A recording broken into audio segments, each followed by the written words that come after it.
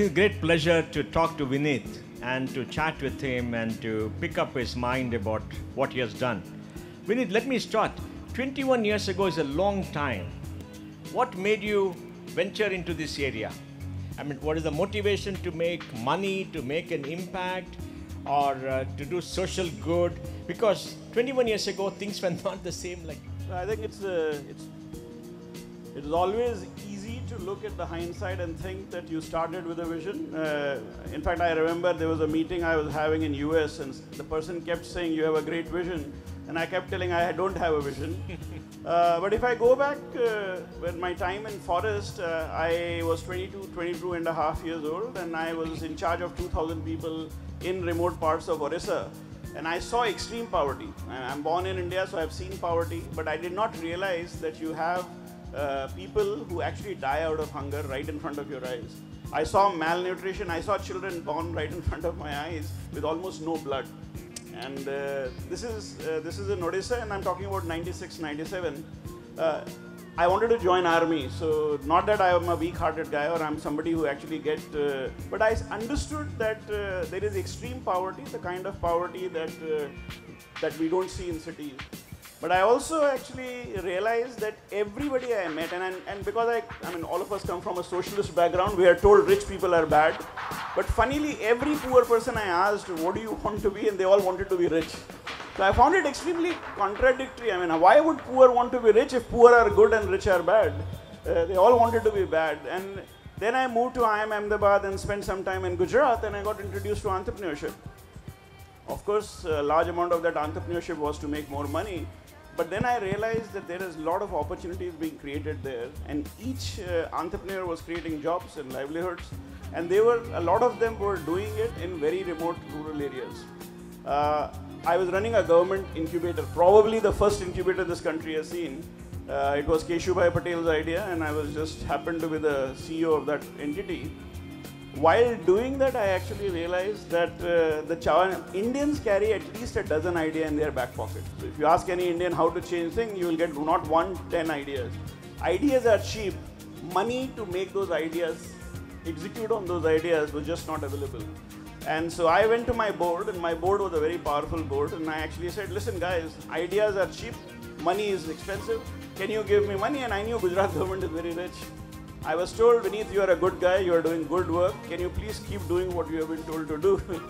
And I resigned right there. So I remember the date, 1st March 2001, I resigned in a huff in my board meeting. I was stupid, I was 29-year-old, I came from forestry.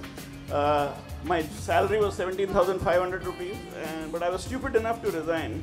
And one of the learnings that I took away from that time is if you are naive and inexperienced, most likely you will do things that logical people with wisdom cannot do.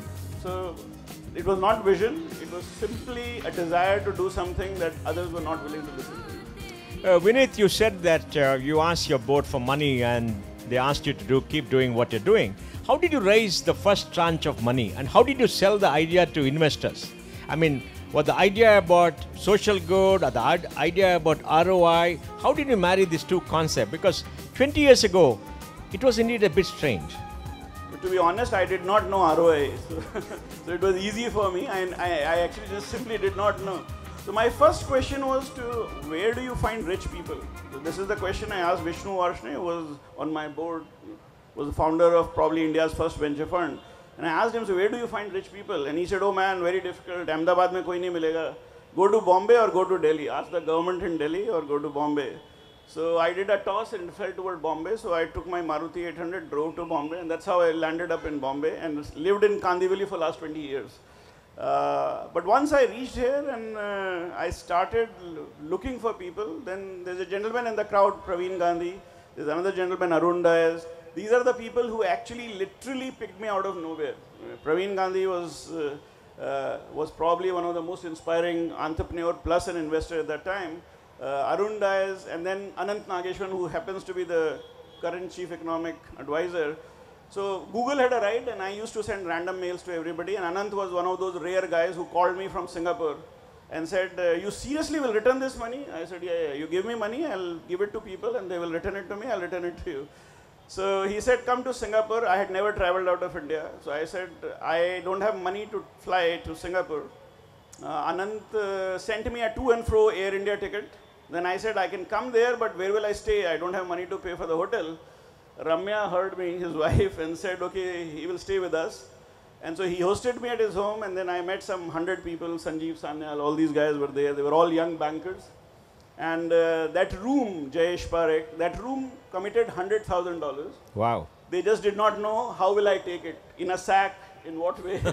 I had never heard of FERA, FEMA, SEBI, and I discovered all that on my way back because they told me there is something called SEBI, go and ask them how do you bring your money, and that's my journey. So that $100,000 became $1 million in 2005, and when it became $1 million, I realized $1 million is a very small amount.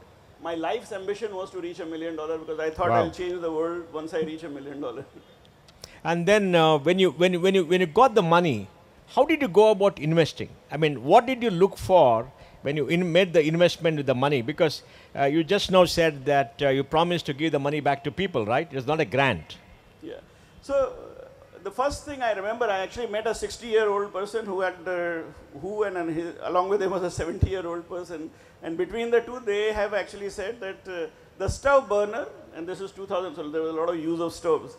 Kerosene was being consumed, and they said you need to have an efficient stove burner, and we have come up with an efficient stove burner. And Mr. Mukundan, who actually came up with this idea, so I said, so how much money will it take for a lot of people to use this burner? It's 30% more efficient. We did some very basic experimentation, and Mr. Mukundan said 10 lakhs. So I said, okay, I'll give you 10 lakhs, but so he said, how much interest? I said, no interest. You give me ownership. He said, no, I don't give ownership. So we decided to set up a new company, and I put in 10 lakhs there, and he said, you give me 51%, you take 49. Oh. So we took 49% stake, and that's how my first investment happened. Then I made 4 or 5 investments similarly. So anybody who was doing something in rural India that would impact the lives of very poor people, that's how I started. Invariably, my learning from doing all that. So in 2005, when I reached $1 million and I reviewed, almost every company was either going bankrupt or was about to go bankrupt. And my first learning was very nice people who want to change the world, not necessarily build scalable, sustainable, and return generating business. It was a hard learning but the hard learning applied to me as well. I realized I was so passionate about talking about poor that I never talked about money. And people with money always gave me what they spent on their children's birthday party. So when you walk away with $500, $1,000, $10,000, while coming from the background I had, it looked very big, but it didn't add much. And so the size of capital and talking about a business and then talking about ROE became a quest. I started searching for it. Being a forester, these were not something that I knew. And then I discovered the word exit. Actually, somebody asked me, how will you exit? I said, I thought he's asking me to get out of the door or something. So I started looking. He said, no, I'm giving you money. How will you return it? You have to take it out. So that's when I discovered exit. And I think I discovered exit in 2004 something. And I read a lot, and then I figured out you have to pray to God. So in 2010, one of the large DFIs actually decided to invest $20 million in Aavishkaar. Because in my presentation, I ended my presentation. On exits, we pray to God jointly. I actually wrote it in my presentation. And they invested $20 million in me, saying we have never come across somebody who is this honest, who actually says doesn't know how to exit. So. And what happened to the initial investment? Did any of them make money? What were you learning in the first set of investments? So Mr. Mukundan, whom I gave 10 lakhs, actually returned 38 lakhs or something. So 4x. 4x. Rangasutra gave a 37% IRR. I invested, I raised 59 crores in that fund, 59 crores. I invested in 23 companies of all kinds. Almost everybody started with that money, so there was no real business there. We have returned 61 crores out of that 59. It took me 14 years to return that money, but I did return. We returned, and we have another 6-7 crores to return, so we'll return 67. So 59 crores I raised, 40 crores is what we invested, 44 crores, and we will end up returning between 65 to 75 crores by December or January latest. But when you return that money, what did investors expect from you? What did you tell them? It's not a great return for them because, 1x over 10 years means that practically on inflationary basis you get less than what you gave. Absolutely. But what did you tell them, and were they happy with whatever you gave them back? So when I actually went to raise the capital, a lot of people gave me money, and actually I asked Praveen Bhai and Jayesh Parekh, and why did you give me money? Because I did not know anything, and you were. So Jayesh Parekh actually told me very candidly, I was very sure you will not return it, but at least you had the courage to come and ask for it, and so that's why I gave you the money. And most of the time, what I realized were people were convinced that there is a need to make an investment. This is needed to be done. They just needed a via media, and I happened to be the via media. When I returned the capital, I was very proud. I wrote a mail, and those who invested in dollar probably would have got 60 cents to a dollar, because even though I returned in rupees. But almost everybody was very happy that we are now an institution, and that 60 crore has actually become fairly large in terms of capital. And while they did not get it, and therefore in that case the founder of Aavishkaar is not Vineet, Swati or my colleagues here, it is those people who actually gave that capital. So Praveen Bhai, Arun Dayas, these are the people who allowed us to use their capital to build this. But Vineet, did this first set of investments make a good impact? Were you happy about the impact that you did? The first set of investment made real impact. We actually created thousands of women who became owners of business. Fab India is a great example. We created 6 companies with them. All these companies have now merged back in Fab India, and if William would have been here, he could have actually told the story. But there are thousands and thousands of women who are shareholders of Fab India, thanks to us. The vision did not come from us, it came from William, but we were the one willing to take the risk of investing into converting every woman into an entrepreneur in addition to creating livelihoods. The tough part of my journey is the more successful we become, the less my investors want me to take risk. They do not want me to do what I did to give joy, and that's really where we are trying to now discover how do you do what I did earlier. But Vineet, in the first 10 years of your career, did you make any money for yourself? What gave you the greatest satisfaction? I mean, money is important, and you have a family, you have to take care of your children. Did it really help you personally, or you just had to tighten your belts? No, I think IntelliCap helped us. Aavishkaar was not paying me. So my salary was 10,000 rupees, which was less than what I was getting in the government. I moved to Mumbai. And I had no clue that the fee, and I'm talking about 2002, so I went to in Kandivali, I went to a school and I asked, so how much do I need to pay you to put my son into the school? And they said 20,000 rupees capitation fee. I fell off my chair, 20,000 rupees. And so it was a hard landing, very hard landing, especially Bombay was very hard. But again, very thankful to Praveen Bhai, Samir Wagle, Samir is also here somewhere. And others. So Arun Dayas paid for every meeting that Aavishkaar held. He paid. Every time we used to go to a restaurant, Arun used to pay. I never put my hand in my pocket because he knew there is nothing there. So he paid and I never. So I told Arun, the more day I'll have money, I'll start paying for you. So since 2010 I pay. But till 2010, well, let me put it this way. By 2007, we were quite okay because we had earned a significant amount of capital by doing consulting in IntelliCap. Aavishkaar had also reached reasonable size. I think we were managing $15 million. Oh, that was big money bad. this time. Yeah. And then how did you raise your second fund? And what did you tell investors? What did they ask you? So I raised 2 funds simultaneously. So I started with this very small fund, but then microfinance became big, and I was probably the only guy who was doing something in microfinance. Vijay Mahajan, who happens to be my mentor, made this very prophetic statement that Vineet, you are one of those guys who know a little bit about microfinance. You don't know much, but you know a little bit about microfinance. And you know a little bit about equity. Microfinance folks know everything about microfinance, know nothing about equity. So, tum andho mein kana raja ho, why don't you actually teach us about equity and teach the finance world about microfinance? And that's how IntelliCap was born. That's what IntelliCap did. And Nachiket Moore came to know that I do something on equity and I understand microfinance. And he said, Vineet, we'll give you 10 crores. But not only did he tell me, he actually announced it. It went into Economic Times. FMO CEO was happened to be in Mumbai. It came in Economic Times. ICICI had to give Aavishkaar 10 crores. I got a call and FMO said we'll match dollar to dollar. ICICI never gave me a dollar, not a rupee. But everybody else joined the bandwagon. And They didn't give the 10 crores. No. So, but that value of that headline was quite important. So everybody else came on and gave the money to you. Everybody else came on. And when you build this microfinance industry, what are the situation then? There was no credit being given to small people. You went and gave credit. In the beginning, did they pay it back? How did you reach them? What did you tell them? So, sir, I think microfinance existed way long. Ilaben in 1974, when Seva started, Vijay Mahajan, and so many people who would actually build Al Fernandez, microfinance existed. The size of microfinance, when I learned about microfinance, was 100 crore, everybody put together. Okay.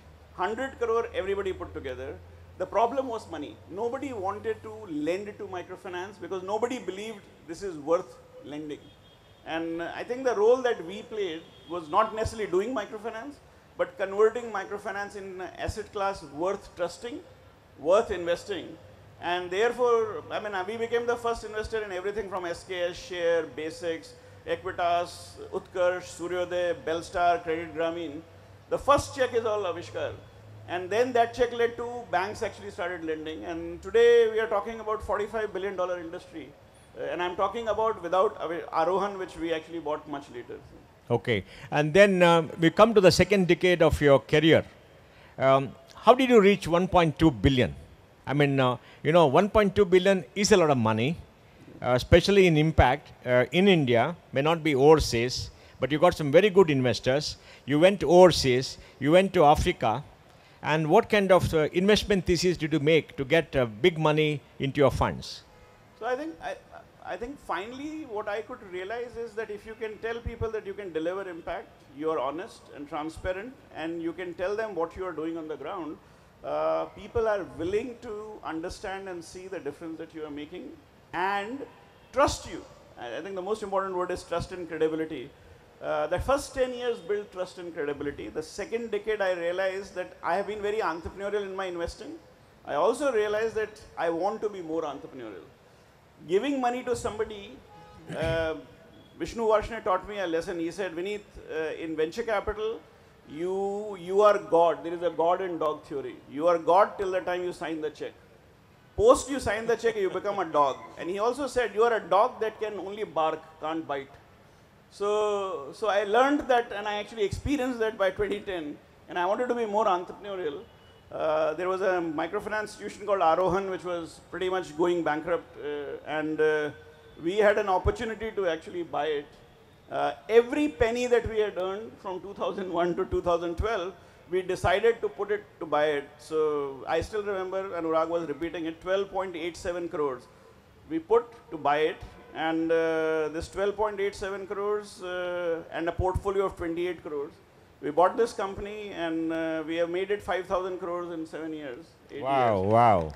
Not my contribution, my colleagues and those 7,000 people who run it. Manoj, who joined me in 2010, single-handedly transformed that. He came to live in Mumbai, and it has been 10 years Manoj has actually been living in Calcutta. He didn't actually come to live in Calcutta. He came all the way from foreign shores to live in Mumbai with his parents. But this one person's leadership transformed. And I would have, so if personally I would have run Arohan, I would have run it aground because I am too distracted. I want to do too many things. So it was Manoj's leadership that actually convinced it. And I think one of the strengths that I have is I'm very happy to take a back seat if I find somebody better, smarter than me. And I have Manoj, Nikesh, Vikas, all better speakers, and you will hear them once I'm finished. But Vineet, you have built a great team. It's probably one of the best teams in the impact industry globally. What made them join you, and how do you keep them motivated? And how do they keep on punching above everybody else all the time? I think, sir, most of these people were trained in mainstream. So these offices is where most people come from, Citibank, wherever. I think they got the best of the best training. I was a forester. I was never trained into all these good things.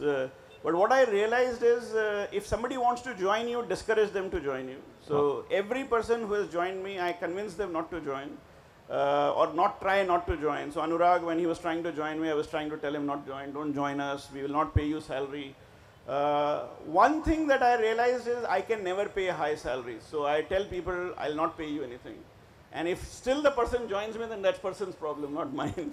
And invariably, my learning is that people want to leave a legacy behind. And that legacy actually comes from their own experiences. So when they come to us, most of them are not really looking for personal gratification. They are looking for a change. And I think that's where we still. And what gives you we'll take a few minutes, what gives you the biggest satisfaction over 20 years? 21st year, you're going to release the impact report, you look back, what gives you the greatest satisfaction? Do you think it's a life well lived? You could have done something else, you would have been more successful. Are you happy with what you did? Did you meet your original objectives of doing good? So I think doing good is actually a debatable question, sir. It's still in my mind because what I set out to do and what we do now, there is still a distinction. But every time we see profit in Arohan, I actually keep reminding my entire team that this money is not made by us. This money has been earned on the shoulders of those frail shoulders of 2.2 million very poor women living in probably one of the remotest part of it. So we have to be accountable for this money and use this money productively. So the joy that comes from is actually the joy of being with so many people who are actually aligned with us. But a bigger joy is to see a large number of entrepreneurs replicating what we are doing. Had I been on my own, 8,000 employees, but we have created probably jobs in lakhs, probably as much or more than ICICI Bank. We could have done it simply because we worked with many others. But what has been the impact on people? I mean, when you look at all the people to whom you gave money and you did business, had their lives changed tremendously? Are there any stars who have come up? What is your learning from their lives? Do they have it in them to really come up? Do they need a break? It requires a catalyst like you to really pull them up. It's possible?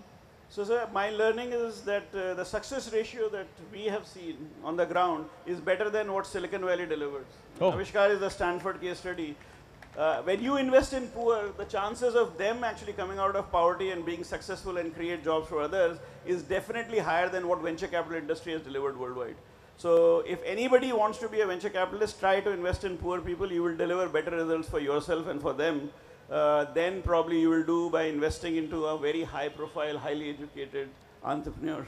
So you have done extremely well. You had a great impact. You could have. Why is it you're not done 10x what you have done in 21 years? What prevented you from doing 10x more? Is it a lack of ambition, lack of money, lack of people?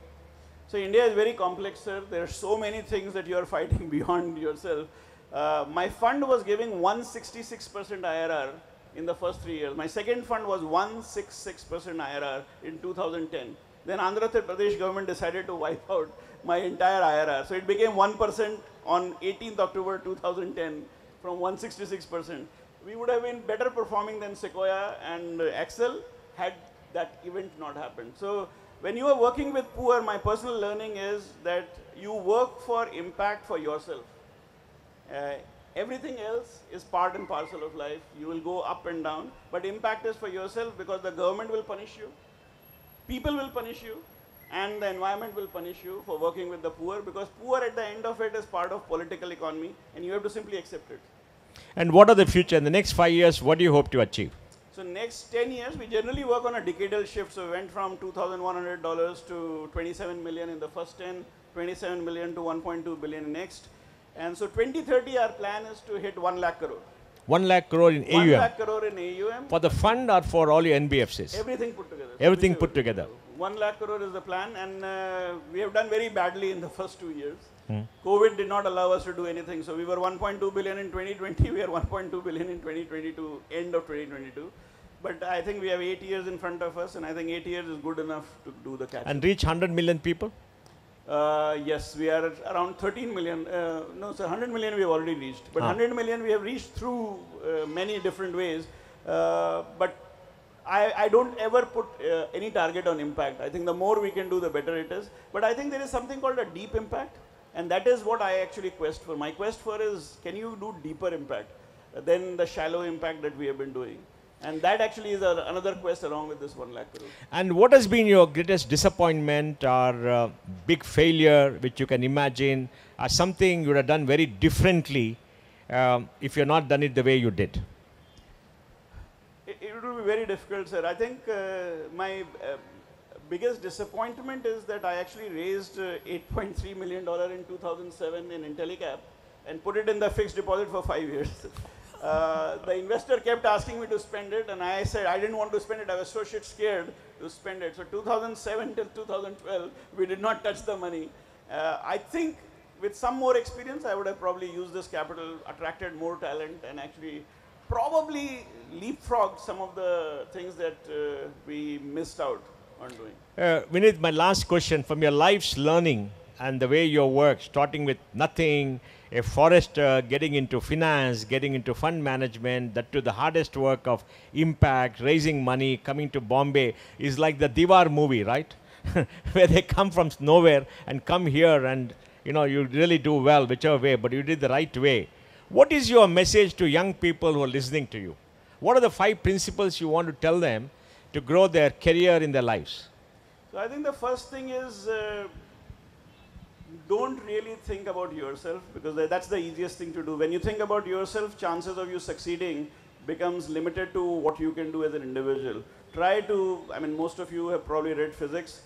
Try to be a lever, and when you lever, you actually lift much more. You can lift the earth. I actually used that example to raise $100 million in one shot. My presentation was 5 slides, and I actually said, you give us your money, I'll use it to lever and I'll lift the earth. We used that Archimedes, this thing, cartoon, and I managed to raise $100 million. If you are inexperienced, young, and if people tell you that you will not be able to do this, you should take this as an advice to do it. Wisdom has never changed the world.